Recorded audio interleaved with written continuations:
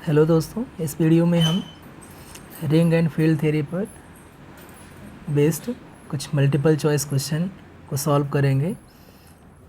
ये महात्मा गांधी काशी विद्यापीठ university MSc 2023 का paper है और इस सीरीज़ का पार्ट 4 वीडियो है। उम्मीद है ये वीडियो आपको रिंग एंड फील्ड थ्योरी के कुछ बेसिक्स को समझने में हेल्प करेगा और साथ ही साथ सेट और नेट एग्ज़ाम की प्रिपरेशन में भी हेल्प करेगा। तो स्टार्ट करते हैं इस पे वीडियो के फर्स्ट प्रॉब्लम से। Let alpha belongs to L be an algebraic element of field extension L over field K and P X be the minimal polynomial of alpha over K. Suppose that degree of P X is equal n and m be the number of conjugates of alpha in field L over K, then what is the relation between m and n? ये हमें find out करना है। तो ये just problem ये just conjugate की definition पर based है। बाय डेफिनेशन किसी एलिमेंट अल्फ़ा का जो कॉन्जुगेट होते हैं वो जस्ट अल्फ़ा का मिनिमल पॉलिनोमियल, सपोज़ कि पी एक्स मिनिमल पॉलिनोमियल है तो roots of minimal polynomial P X of alpha are the conjugates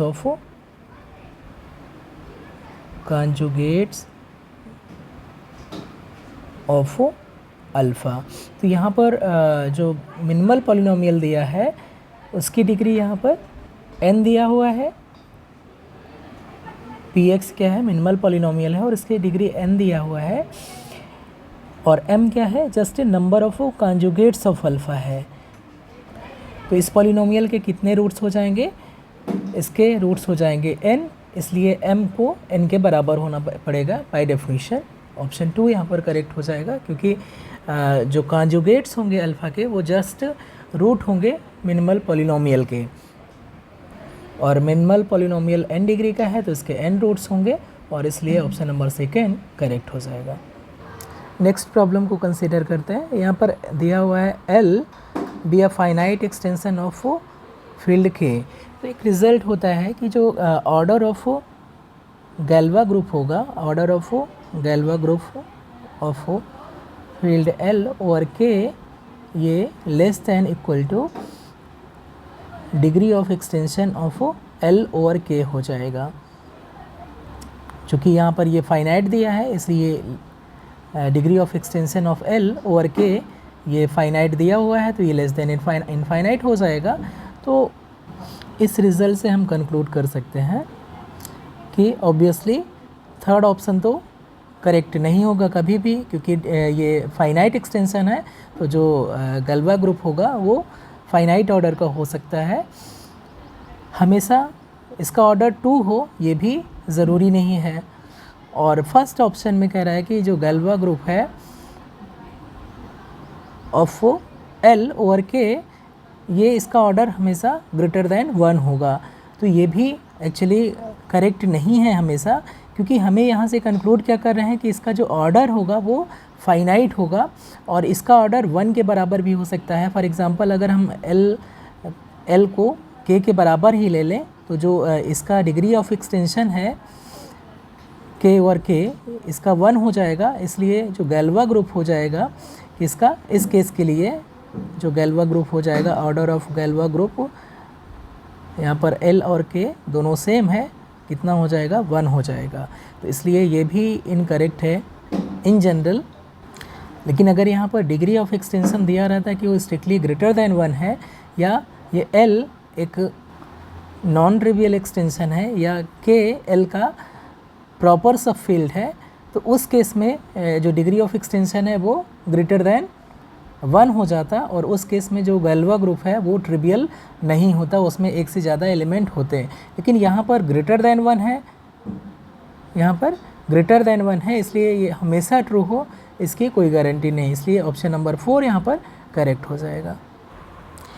ये नेक्स्ट प्रॉब्लम है, इसमें कुछ चीज़ें अनडिफाइंड है, इसलिए मैं इसे इंटरटेन नहीं कर रहा हूँ। यहाँ पर जी ग्रुप दिया है और के को बोल रहा है कि फील्ड है। देन सी एच जी के, इसका क्या मीनिंग है आई डोंट नो, और ये कोई स्टैंडर्ड नहीं है रिप्रेजेंटेशन, इसलिए सी एच जी के क्या रिप्रेजेंट कर रहा है, यही एक्चुअली इसको कंक्लूड करना थोड़ा सा मुश्किल है। और यहाँ पर एफ जी के क्या रिप्रेजेंट कर रहा है, चूँकि यहाँ पर जी दिया हुआ है, ग्रुप दिया हुआ है, और के को दिया है फील्ड। अगर जी भी फील्ड दिया रहता तब तो ये रिप्रेजेंट करता फिक्स फील्ड, इसलिए यहाँ पर कुछ रिजल्ट को कंक्लूड करना क्लियर नहीं है, तो मैं इस प्रॉब्लम को छोड़ रहा हूँ। आप खुद से ट्राई करिए, और अगर आपको सलूशन मिलता है तो प्लीज़ कमेंट करिए। नेक्स्ट प्रॉब्लम को कंसीडर करते हैं। ये प्रॉब्लम बहुत ही स्टैंडर्ड प्रॉब्लम है कि अगर L कोई भी फाइनाइट फील्ड एक्सटेंशन है और फील्ड के, तो अभी हमने इस रिज़ल्ट को मेंशन किया था कि जो order of Galois group of L over K, ये जस्ट डिग्री ऑफ एक्सटेंशन से लेस देन और इक्वल हो जाएगा। तो ऑप्शन नंबर फर्स्ट यहाँ पर करेक्ट हो जाएगा। नेक्स्ट प्रॉब्लम को कंसीडर करते हैं। तो next problem actually previous problem पे ही डिपेंड कर रहा है, इसी रिजल्ट पर ही डिपेंड कर रहा है। यहाँ पर दिया हुआ है जो एक्सटेंशन है, फील्ड है Q√7, और ये एक्सटेंशन फील्ड है Q का, और इसका डिग्री ऑफ एक्सटेंशन कितना हो जाएगा, 2 हो जाएगा, क्योंकि x² - 7 ये Q में इरेड्यूसिबल है, और यहाँ Q√7 में इसके दोनों रूट मिल रहे हैं, तो ये जस्ट नॉर्मल एक्सटेंशन हो जाएगा। तो इनफैक्ट हम ये कह सकते हैं कि जो गैल्वा ग्रुप होगा उसका ऑर्डर एग्जैक्टली 2 के बराबर हो जाएगा। लेकिन ये जो हमने प्रीवियस रिज़ल्ट मेंशन किया है, इसकी हेल्प से अगर देखें तो यहाँ पर जो दिया हुआ है ये Q√7, Q का जो डिग्री ऑफ एक्सटेंशन होगा वो एक्चुअली 2 के बराबर हो जाएगा। तो जो गैल्वा ग्रुप है वो लेस देन इक्वल टू 2 हो जाएगा। तो ऑप्शन नंबर फर्स्ट हमारा करेक्ट होगा, अगर सिर्फ हम इस रिज़ल्ट को मेंशन करें। लेकिन अगर यहाँ पर exactly order of Galois group को अगर देखेंगे तो जो गैल्वा ग्रुप का ऑर्डर है इस केस के लिए एग्जैक्टली 2 हो जाएगा। और अगर आप देखें ध्यान से तो यहाँ पर इस केस के लिए भी 2 यहाँ पर इंक्लूड हो रहा है, लेकिन यहाँ पर ग्रेटर दैन इक्वल टू 2 दिया हुआ है, तो स्ट्रिक्टली ग्रेटर दैन तो कभी नहीं हो सकता है, क्योंकि एटमोस्ट इसका ऑर्डर 2 हो सकता है इस प्रीवियस रिजल्ट से। तो इसलिए यहाँ पर 2 से बेटर है कि हम फर्स्ट को ऑप्शन को चूज़ करें। लेकिन अगर किसी ने सेकेंड ऑप्शन चूज़ कर लिया है तो वो चाहे तो क्लेम कर सकता है, अगर वहाँ पर क्लेम करने का ऑप्शन है तो, क्योंकि जब हम ग्रेटर दैन इक्वलिटी दोनों चूज़ करते हैं तो वो इम्प्लाई करता है, अगर A less than equal to B है तो ये इम्प्लाई करेगा या तो A लेस देन B है और A इक्वल टू B है, यहाँ पर दोनों आ जाते हैं।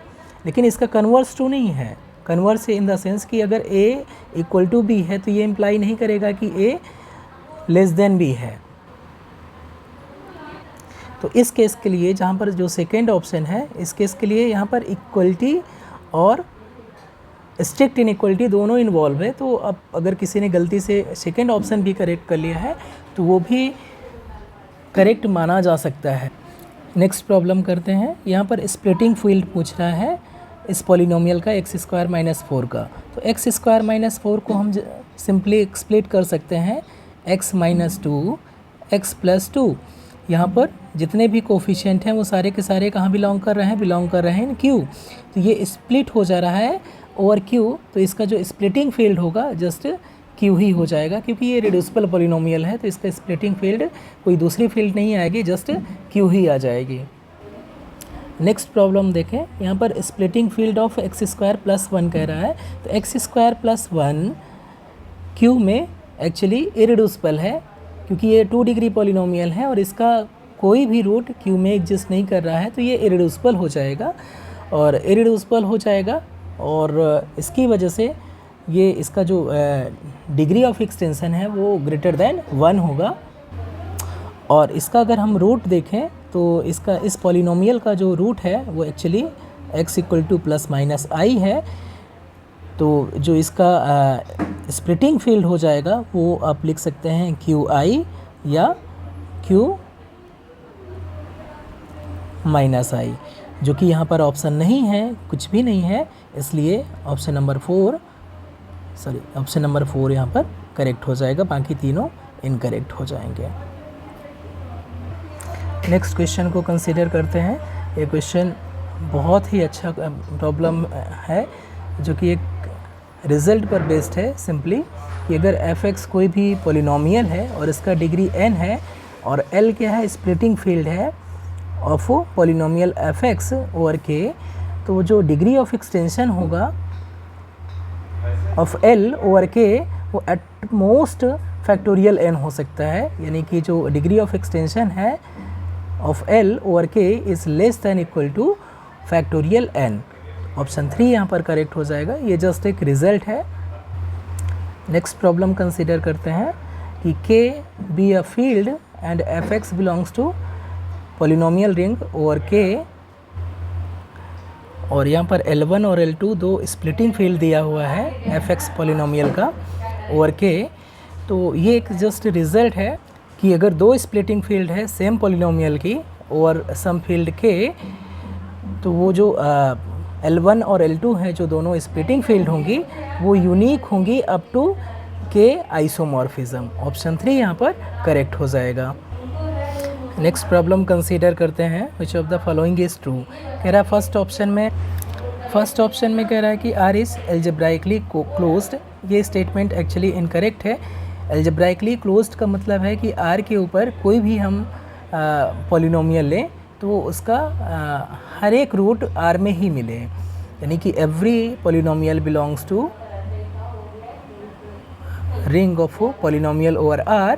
तो जो ये R है वो कोई भी पॉलिनोमियल हम लें, R हमेशा स्प्लिटिंग फील्ड रहे, तो ऐसा नहीं है। फॉर एग्जांपल हमारा x² + 1 है, ये पॉलिनोमियल रिंग ओवर R में प्रेजेंट है, लेकिन इसका जो रूट है वो R में नहीं है, इनफैक्ट ये C में है। तो C एल्जेब्राइकली क्लोज्ड है, सेट ऑफ कॉम्प्लेक्स नंबर, लेकिन R एल्जेब्राइकली क्लोज्ड नहीं है।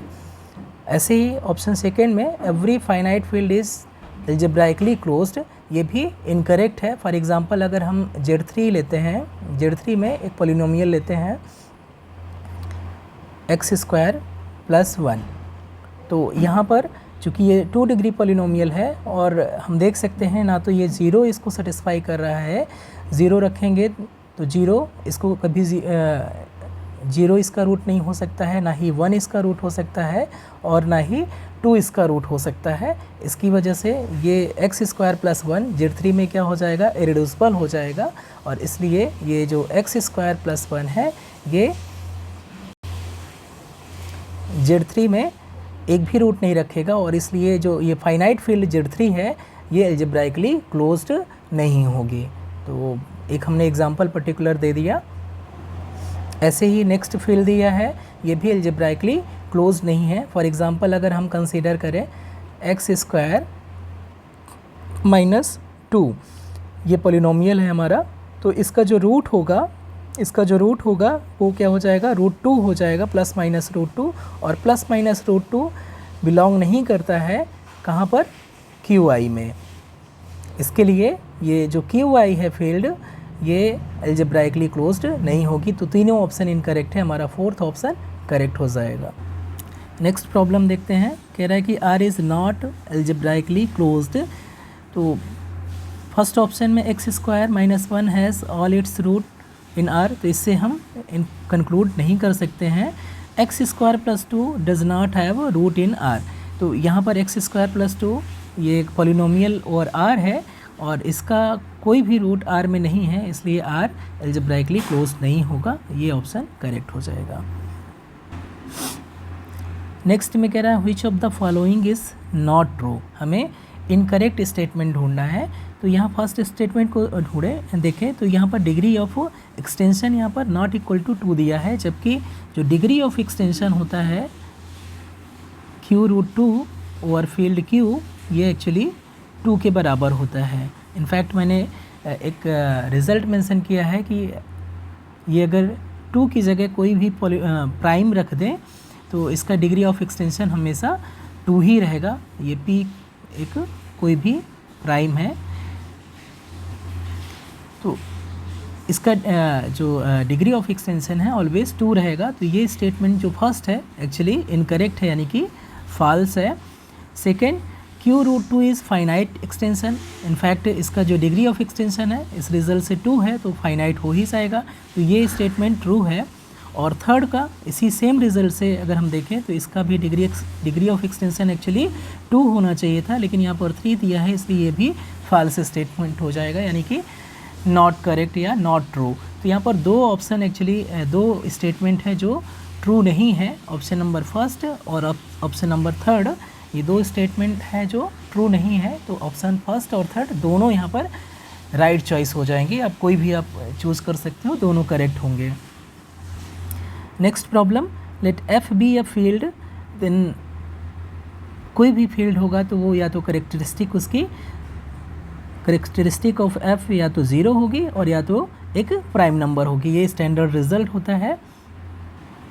नेक्स्ट प्रॉब्लम भी एक स्टैंडर्ड रिजल्ट है कि अगर फाइनाइट फील्ड पर बेस्ड एक स्टैंडर्ड रिजल्ट है कि अगर कोई भी फाइनाइट फील्ड है और उसका करेक्टरिस्टिक 2 है तो फील्ड k का जो ऑर्डर है 2 to the power some number होगा, सम पॉजिटिव इंटीजर होगा। तो ऑप्शन नंबर फर्स्ट यहाँ पर करेक्ट हो जाएगा कि जो ऑर्डर ऑफ k है वो 2 टू द पावर n के बराबर होगा for some n belongs to obviously set of integers, set of natural numbers.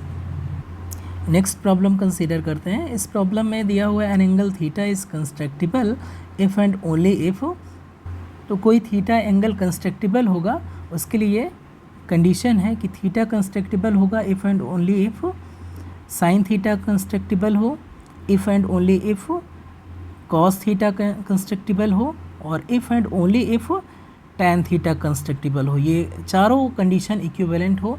Theta constructible होगा तो साइन थीटा होगा, साइन थीटा होगा तो कॉस थीटा होगा, कॉस थीटा होगा तो टैन थीटा होगा, और टैन थीटा कंस्ट्रक्टिबल है तो थीटा कंस्ट्रक्टिबल होगा। ये चारों कंडीशन इक्विवेलेंट होती है।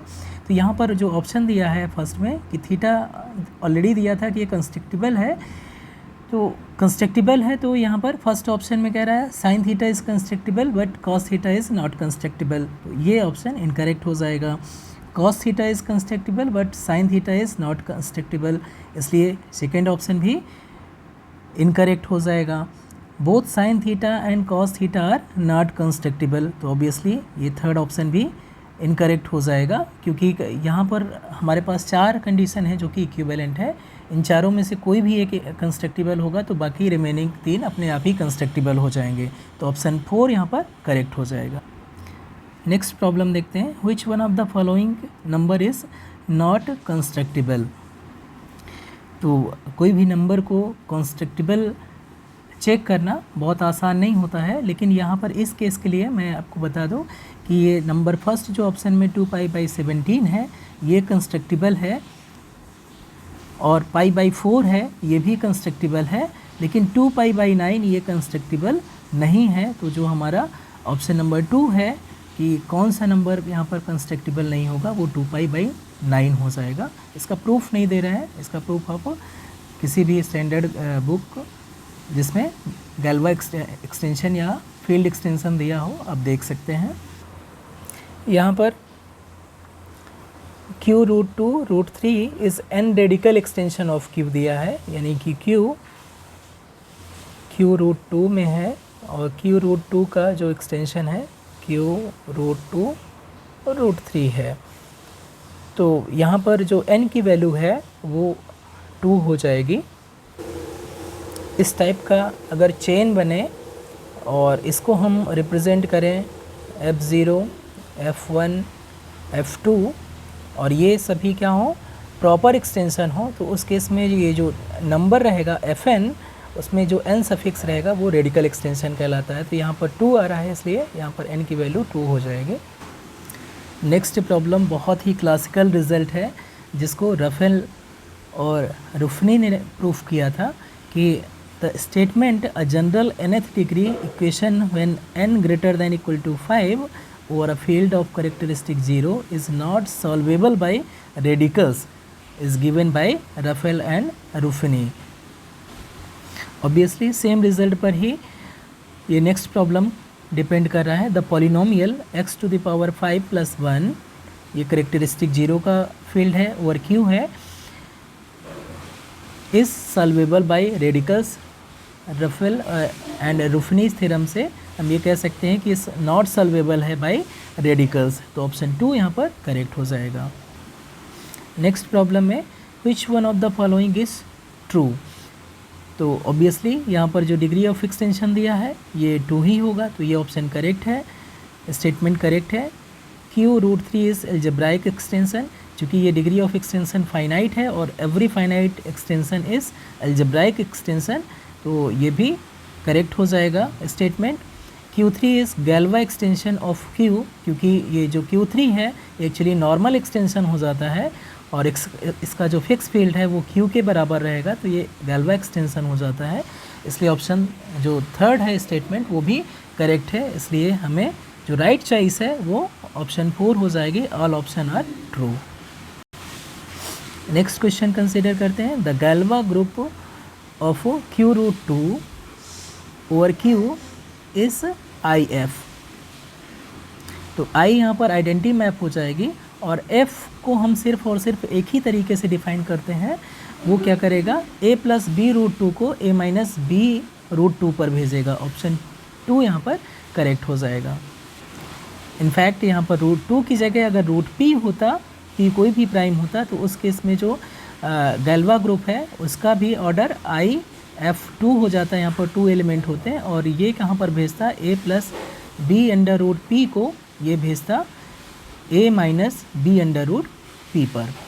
ये जनरल केस है. नेक्स्ट क्वेश्चन देखते हैं. तो इसमें L फील्ड एक्सटेंशन दिया है K का और कह रहा है कि if K1 and K2 are 2 subfields of L such that this inclusion holds. यानी K is subfield of K1 and K1 is subfield of K2 and K2 is subfield of L. Then कौन सा conclusion यहाँ पर correct होगा, कौन सा option correct होगा. In general जो गैल्वा ग्रुप है, अगर L फील्ड एक्सटेंशन है ऑफ फील्ड K, तो जो Galois group of L over K क्या रिप्रेजेंट करता है, collection of all L automorphism which leaves K as a fixed field. Means sigma अगर ये गैल्वा ग्रुप में है तो सिग्मा क्या करेगा, सिग्मा एक L ऑटोमॉर्फिज्म है, means sigma L to L एक आइसोमॉर्फिज्म है जो क्या करेगा, sigma of x equal to x होगा for all x belongs to K. यानी कि K के एलिमेंट को जो फिक्स करे ऐसे सारे L ऑटोमॉर्फिज्म इस गैल्वा ग्रुप के एलिमेंट हो जाएंगे. तो अब इस डिफिनीशन का यूज़ करके देखते हैं कि अगर सपोज़ करिए यहाँ पर ऑप्शन नंबर 3 में अगर कोई भी एलिमेंट है, सिग्मा बिलोंग कर रहा है GL K2 में, तो इसका मीनिंग क्या हो गया कि सिग्मा ऑफ x ये कितना हो जाएगा, x हो जाएगा for all x belongs to K2. और इसलिए जो सिग्मा ऑफ x है वो x के बराबर हो जाएगा for all x belongs to K1. क्यों, क्योंकि दिया हुआ है कि जो K1 है वो कंटेंट है K2 में.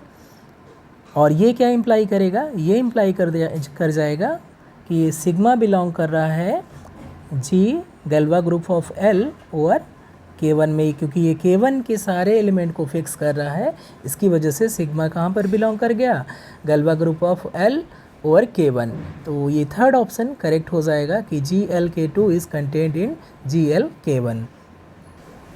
नेक्स्ट क्वेश्चन भी एक्चुअली स्टैंडर्ड रिजल्ट है कि अगर हमें chain of tower of fields दी हुई है, यानी कि K फील्ड एक्सटेंशन F का है और L फील्ड एक्सटेंशन K का है, तो क्या होगा कि जो डिग्री ऑफ एक्सटेंशन है L ओवर एफ, ये किसके बराबर हो जाएगी, ये बराबर हो जाएगी degree of extension of L over K multiplied by degree of extension of K over field F. तो ये स्टैंडर्ड रिजल्ट है और ऑप्शन नंबर सेकेंड यहाँ पर करेक्ट हो जाएगा। तो इस वीडियो में बस इतना ही। उम्मीद है ये वीडियो आपको हेल्प करेगा और रिंग और फील्ड थ्योरी को समझने में भी थोड़ा सा मदद करेगा। तो मिलते हैं नेक्स्ट वीडियो में। Thank you so much.